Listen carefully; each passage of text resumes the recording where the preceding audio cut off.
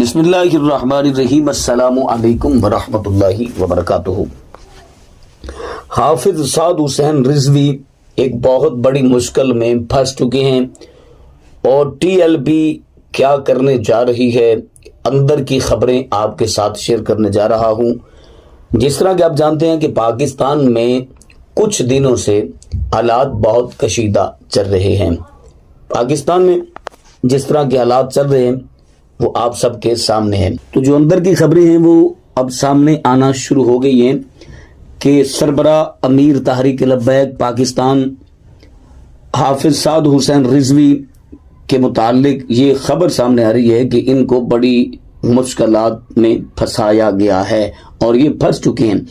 یعنی کہ جتنے بھی سب سے پہلی مشکل جو ہے وہ ان کے لیے یہ ہے کہ جتنے بھی کارکنان شہید ہوئے ہیں یا کہ جتنے بھی پولیس افیسر اس جھڑپوں میں شہید ہوئے ہیں، ظاہر ہے دونوں طرف سے رائے تو نہیں برتی گئی، پولیس کی طرف سے بھی اور تحریک کے کارکنان کی طرف سے بھی۔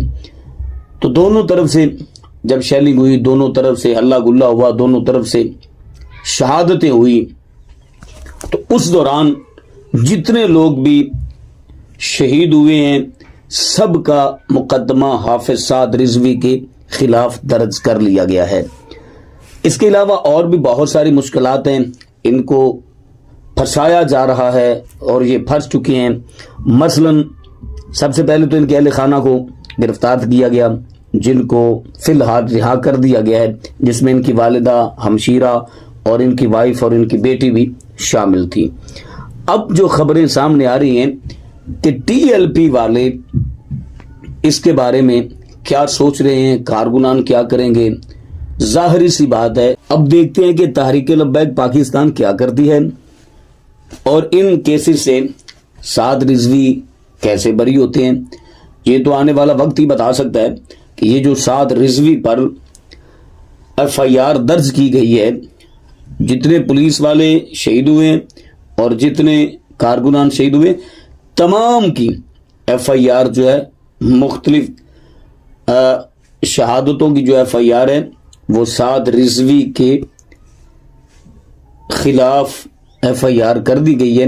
اور اب دیکھنا یہ ہے کہ ٹی ایل پی والے اس سارے معاملے کو لے کر، ان ایف آئی آر کو لے کر اور ان شہادتوں کو لے کر کیا کرتی ہے۔ تو جو بھی ہوگا فیصلہ وہ بھی آپ کو آگاہ کر دیا جائے گا۔ اللہ حافظ۔